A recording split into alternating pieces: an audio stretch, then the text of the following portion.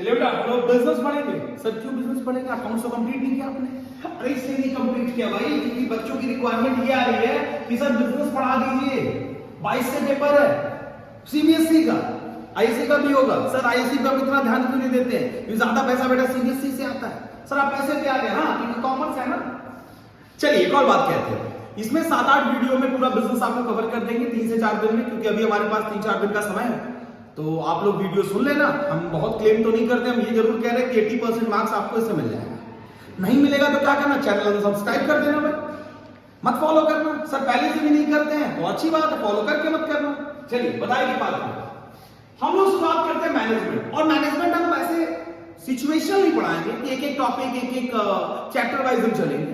हम पूरे टॉपिक को कवर करेंगे और उसकी समरी आपको देते जाएंगे। आप सुनो क्योंकि समझना जरूरी है, क्योंकि आपका मैनेजमेंट का जो पेपर है बेटा वो केस स्टडी है। तो केस स्टडी में जितना आप समझे रहोगे तभी वहां से वो वैल्यू निकालना होगा। और हम जो शुरुआत कर रहे हैं बहुत सबसे इंपॉर्टेंट, वैसे फर्स्ट चैप्टर से शुरू नहीं कर रहे, इंपॉर्टेंट टॉपिक से शुरुआत कर रहे हैं, वो है हमारा प्रिंसिपल ऑफ मैनेजमेंट। सबसे पहले जो शुरुआत कर रहे हैं वो है principle of management. Sir principle of management, किसी भी मैनेजमेंट के लिए सिद्धांत की जरूरत होती है। सर सिद्धांत, हाँ रूल रेगुलेशन। तो जो आपके सिलेबस में क्लास 12 में है तो प्रिंसिपल 2 तरीके से डिफाइन है। एक को कहा जाता है, हम लोग कह सकते हैं फंडामेंटल प्रिंसिपल, फंडामेंटल प्रिंसिपल, और एक को हम कह देते हैं साइंटिफिक प्रिंसिपल। एक को हम कह देते हैं साइंटिफिक प्रिंसिपल। फंडामेंटल प्रिंसिपल जिसने दिया था बाबू वो हेनरी फ्योल है, वो हमारे बीच में है हेनरी फ्योल। और साइंटिफिक प्रिंसिपल देने वाले बाबू एफ.डब्ल्यू. टेलर। कॉन्सेप्ट क्या है? ये बहुत इंपॉर्टेंट टॉपिक जो हम डिस्कस कर रहे हैं, वैसे ये चैप्टर भी है पूरा कंप्लीट है और हम फटाफट समराइज कर देंगे, आपको याद है। सबसे पहले हम आते हैं फंडामेंटल प्रिंसिपल। हम शॉर्ट में लिखेंगे बाबू क्योंकि इंपॉर्टेंट आपका कॉन्सेप्ट समझना है। फंडामेंटल प्रिंसिपल, पहला first division of work. Division of work क्या कहा हेनरी फ्योल ने? काम को छोटे छोटे पार्ट्स में बांटना। लेंथी काम मत दो किसी को। अगर 4 काम है, मान लीजिए कॉमर्स के सब्जेक्ट्स हैं, अकाउंट, इकोनॉमिक्स, बिजनेस। सर आप तो अकाउंट भी पढ़ाते, बिजनेस भी पढ़ाते, तो स्पेशलाइजेशन नहीं हो। ये तो चलो यूट्यूब बताना है तो आपको बता रहे हैं, लेकिन हम लोग 3 लोग पढ़ाते हैं। इसका मतलब ये कि अकाउंटेंसी, बिजनेस और इकोनॉमिक्स तीनों के लिए अलग स्पेशलाइजेशन सिस्टम। तो इसीलिए कहा गया कि काम को जितना हम छोटा पैकेट्स में कर देंगे तो काम भी बेहतर होगा और उस काम को करने वाले पर्संस भी उस काम को करते करते स्पेशलाइज हो जाए। इसलिए कभी देखना कि जो कोई काम एक काम बार बार करते रहता है उसमें वो स्पेशलाइज हो जाए। तो इनका कॉन्सेप्ट हेनरी फ्योल का डिवीजन ऑफ वर्क में यही था कि काम का स्पेशलाइजेशन करना, डिवीजन कर देना होगा। शॉर्ट में ही चलेंगे, बाकी आप देख सकते हैं। दूसरा authority and responsibility. Authority and responsibility कहा कि पहले किसी को, हेनरी फ्योल ने कहा मैनेजमेंट में कि किसी को अथॉरिटी दे दो, मतलब उसको काम का अधिकार दे दो कि ये काम तुम करो। अच्छी बात। अब काम करने का अधिकार दे दिया तो उसके साथ अटैच हो जाएगी रिस्पॉन्सिबिलिटी। काम दिया, अब वो रिस्पॉन्सिबल हो, बेसिक साथ ऐड हो जाता है, रिस्पॉन्सिबिलिटी के साथ ही ऐड होता है अकाउंटेबिलिटी। अब क्योंकि हमने उसको काम दिया और हमने उसको कहा कि अब तुम रिस्पॉन्सिबल हो इस काम के, तो अब आंसरेबल भी वही पर्सन होगा। तो इसमें हेनरी फ्योल ने जो डिस्कस करने का प्रयास किया वो ये कि हम काम को किसी को दें, अथॉरिटी दें काम को करने का, और उसको ही रिस्पॉन्सिबिलिटी दे कि भैया तुम ही ये काम कंप्लीट करो और तुम ही आंसरेबल होगे। अच्छे के लिए होगे तो तुमको रिवॉर्ड मिलेगा, बुरे के लिए होगे तुमको क्रिटिसिज्म मिलेगा। तो इन्होंने कहा कि इससे मैनेजमेंट बहुत बेहतर होता चला जाएगा। इसी बीच में एक शेर याद आ रहा है बेटा, भूल गया जाने, हमको वायरल नहीं हुआ। तो हमने कहा आगे अथॉरिटी, रिस्पॉन्सिबिलिटी। फिर आगे आते हैं तो हम आ जाते हैं बेटा यूनिटी ऑफ कमांड। बहुत इंपॉर्टेंट मैनेजमेंट कहते हैं यूनिटी ऑफ कमांड। एक सब, पहली बात ये क्लियर कर लीजिए, सुपीरियर और सबऑर्डिनेट। तो एक होता है बेटा सुपीरियर और फिर उसके बाद हो जाते हैं सबऑर्डिनेट्स। अब सब सुपीरियर मतलब जो हेड पोजीशन पे है और जो उसको सुपीरियर की कमांड में फॉलो करता है वो सबऑर्डिनेट्स होते हैं। जूनियर कह सकते हो, ये सीनियर कह सकते हो, ये जूनियर कह सकते हो। तो सर यूनिटी ऑफ कमांड का मतलब क्या हुआ कि भाई एक सबऑर्डिनेट को एक टाइम पे 2-3 सुपीरियर अगर कमांड करेंगे तो काम नहीं होता है।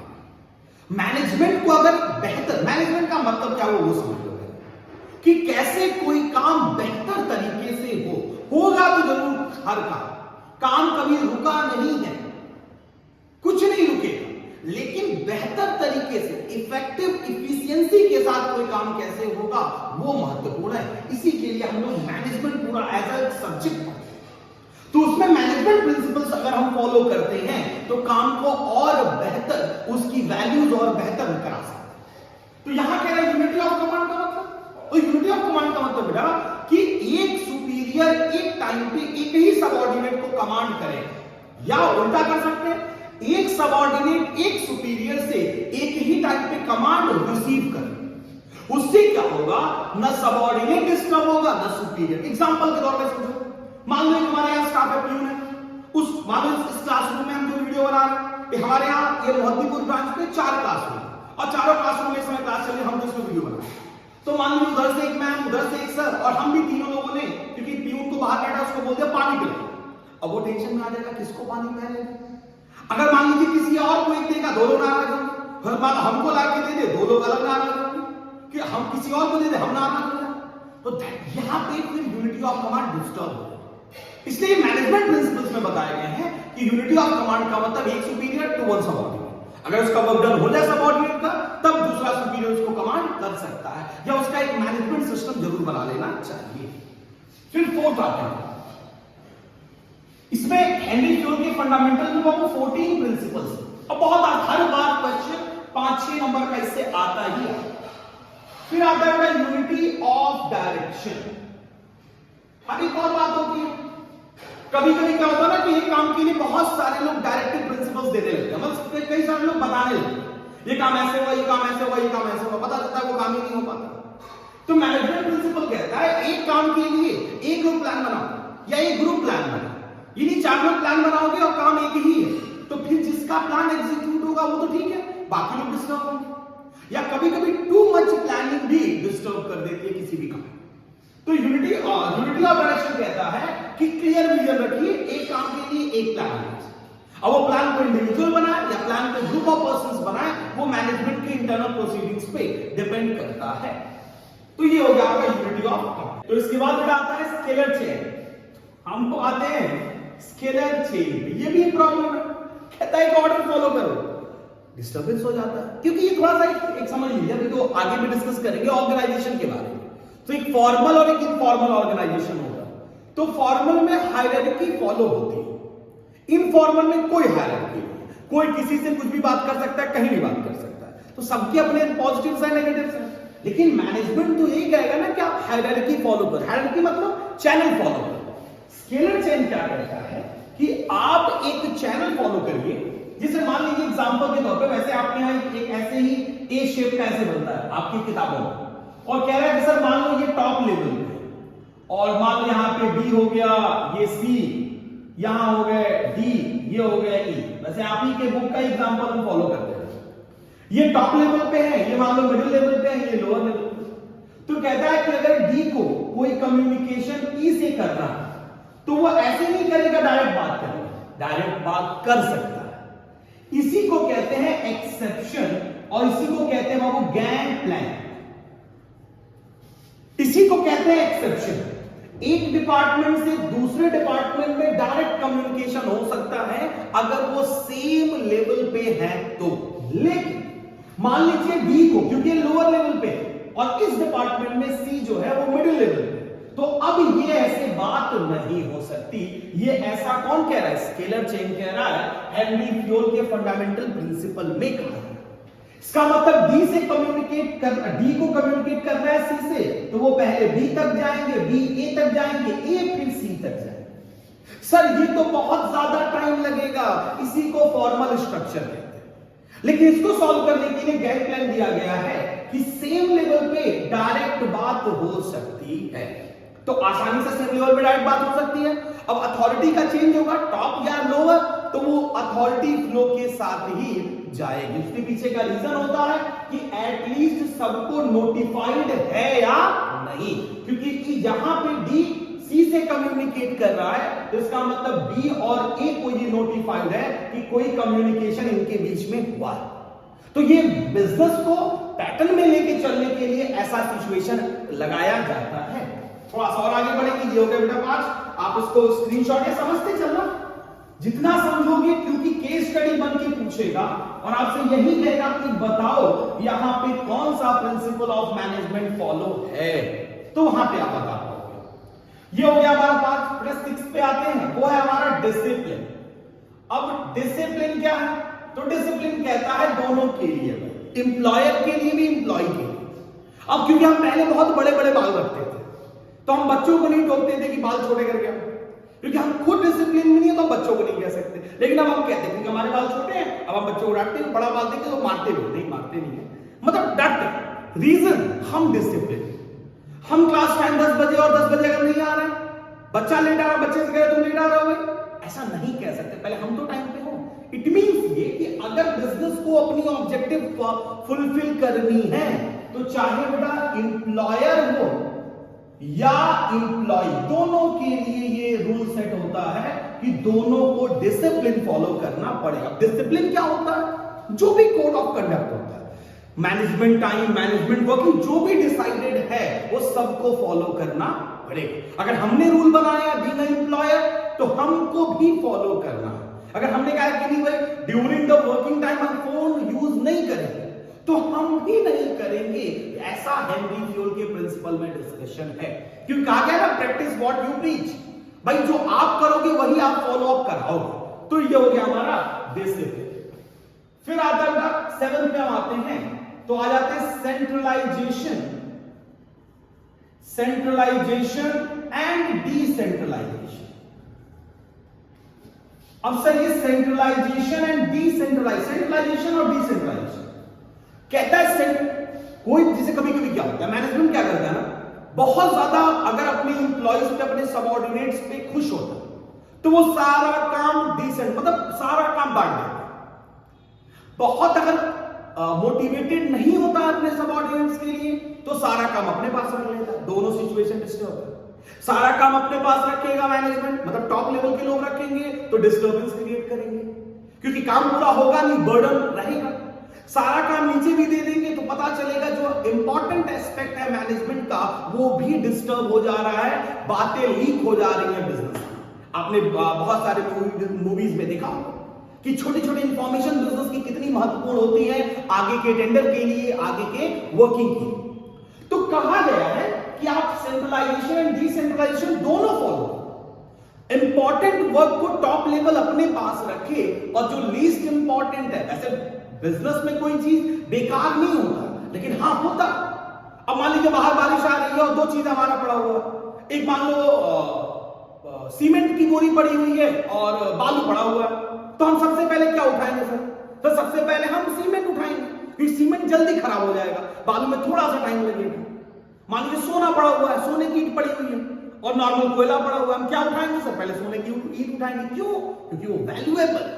वैसे ही इसमें होता है कि कुछ काम ऐसे होते हैं जो वैल्यूएबल होते हैं, उसको सेंट्रलाइज रखिए, और जो लीस्ट इंपॉर्टेंट है उसको डिसेंट्रलाइज करिए, ताकि जो सबऑर्डिनेट्स हैं उनको भी थोड़ा कॉन्फिडेंस आए। जब वो काम करते रहेंगे तो धीरे धीरे गेन करेंगे अपने आप को कि हाँ हम भी सुपीरियर्स के काम करते रहेंगे।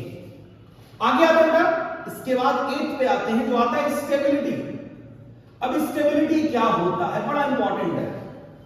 एक एम्प्लॉय के लिए कहा गया है कि अगर वो वल्नरेबल स्टेज पे, कि पता नहीं रहेगा कि नहीं रहेगा, तो अपने जैसा काम करेगा। जैसे आप, आई होप सब लोग रेंटेड प्रॉपर्टी में कहीं ना कहीं रहे हो या बिजनेस किए। रेंटेड प्रॉपर्टी में हमेशा से डर लगा होता है कि पता नहीं लैंडलॉर्ड कब हमारे पे दुखी होके, हमसे दुखी होके कह दे कि भैया ये प्रॉपर्टी खाली करिए, तो वहां पे हम अपने जैसा फील नहीं कर पाते। तो हम काम भी देखिएगा, ध्यान दीजिएगा, टेम्पररी बेस पे कराते हैं, परमानेंसी नहीं कराते।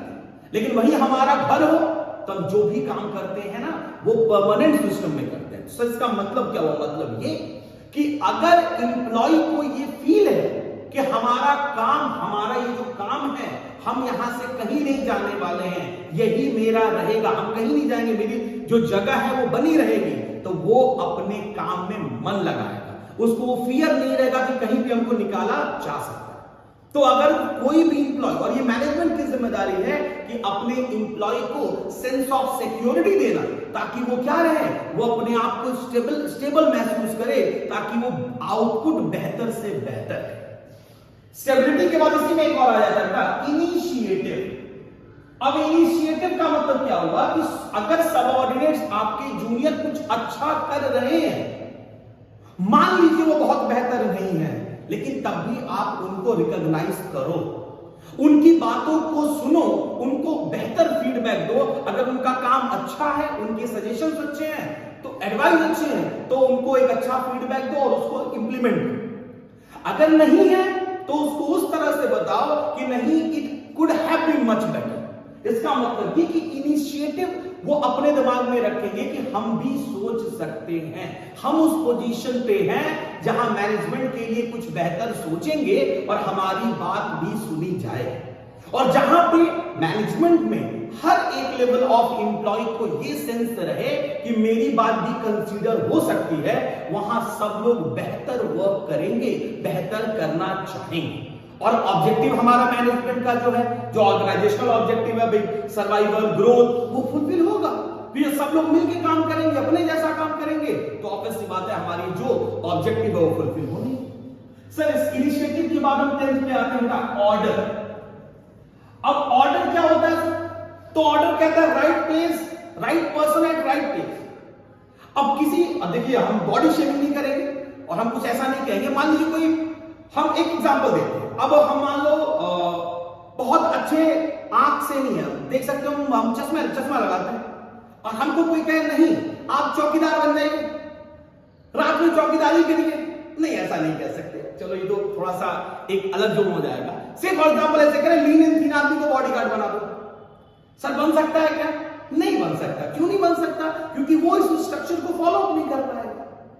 सिंपल सा फैक्ट ये है कि जो जिस काम के लिए कैपेबल है उसको वो काम दो तो काम बेहतर करेगा। जिसको कुकिंग नहीं आती है उसको कुकिंग दे दोगे तो वो फिर आपका खाना भी खराब करेगा और आपका दिमाग भी। तो जिसको जो आता है उसको वो दो। तो सर ये कैसे फिगर आउट होगा? तो इसी के लिए बेटा रिक्रूटमेंट का प्रोसेस होता है, जहां पे हम हिडन टैलेंट साइकोलॉजी टेस्ट करके वो सारी चीजें निकाल पाते हैं कि एक एम्प्लॉय की हॉबी क्या। और हमारे ग्रेट आमिर खान ने अपने ऑल इज वेल में, मतलब मेरा मतलब है 3 इडियट में कहा कि अगर काम मन लगे करने में तो काम नहीं लगता, वो आराम से काम हो जाता। तो इसीलिए कहा गया order, right person at right job. ये सिलेक्शन की जिम्मेदारी मैनेजमेंट की, एचआर डिपार्टमेंट की, कि क्या सही पर्सन का चॉइस सही जगह हो रहा है या नहीं। हमको कॉमर्स आता है, हमको फिजिक्स वाले क्लास में भेज दीजिए, तो 10-5 मिनट तो हम चुटकुला सुना के, कहानी सुना के, क्योंकि आजकल जमाना शेरो शायरी का, वैसे हमको आता नहीं, लेकिन ट्राई करके हो सकता है 10-15 मिनट बच्चों को हम रोक भी सकें। लेकिन फ्यूचरिस्टिक हम नहीं कर पाएंगे, बच्चे जज कर देंगे कि नहीं सर तो कैपेबिलिटी नहीं। इसका मतलब हम कॉमर्स के लिए कैपेबल है, हम साइंस के लिए कैपेबल नहीं, और वाइस वर्सा। तो ये हो गया हमारा ऑर्डर। फिर हम आते हैं ऑर्डर के बाद हम बढ़ते हैं रिम्यूनरेशन। रिम्यूनरेशन क्या कहता है? Fair opportunity.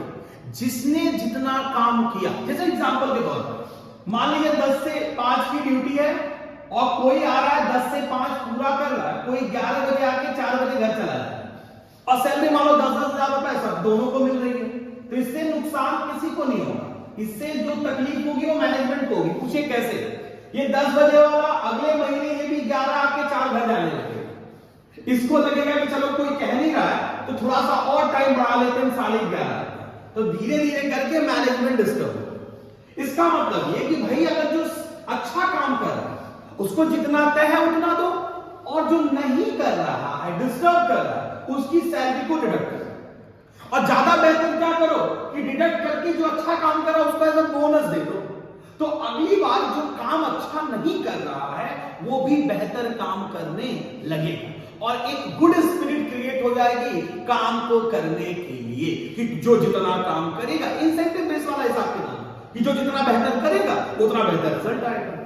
फिर आते हैं इक्विटी। इक्विटी मतलब क्या होगा कि हम किसी भी चीज को लेके बायस होगा, चाहे वो जेंडर के लेके हो, कास्टिज्म हो, ऐसे बहुत सारे मुद्दे हैं जिसको लेके मैनेजमेंट में एम्प्लॉइज के बीच में हमेशा एक डिस्प्यूट बन जाता है।